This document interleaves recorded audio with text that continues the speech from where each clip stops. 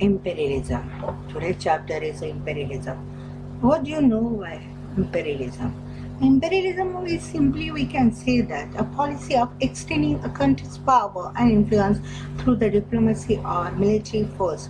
Here I want to mention that in imperialism, the strongest nation empower its power on a weakest nation. It uses their natural resources, manpower, and whatever the available resources they are getting, they are using for the bettering their nations.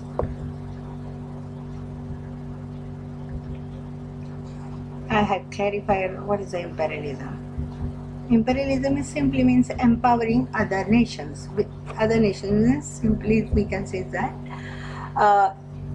It's the strongest nation empower or exercise its power on the weakest nations.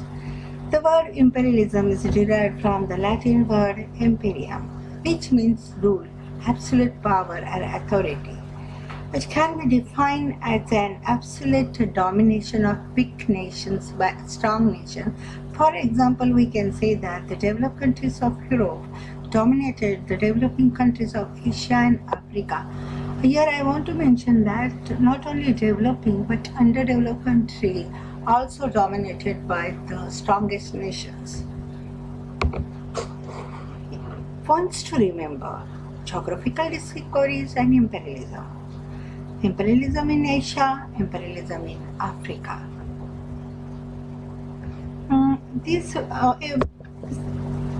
By this image, we could know that the scramble for Africa was the occupation, division, and colonizations of African territory by the European powers during the period of new imperialism between 1881 and 1940. It is also called the partition of Africa, and by some the conquest of Africa.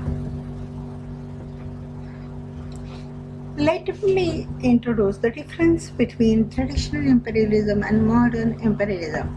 Here I want to mention that modern imperialism is also called as economic imperialism. Modern imperialism is the outcome of industrial revolutions. Now I have to clarify both the terms. Traditional imperialism was practiced during the ancient and the medieval period, where modern imperialism was an outcome of the industrial revolutions. In modern imperialism, exploitation natural resources of the underdeveloped nations by means of economic and political domination. Here I want to say that the particular developed nations or the strongest nation, they are exercising their power over poor nations or the underdeveloping nations and exploiting not only the natural resources but human resources also, whatever by means of exploitation they are doing for the bettering their own nations. It was inspired by here I want to say that traditional imperialism is inspired by the ambition of the kings to dominate the neighboring or the distant regions.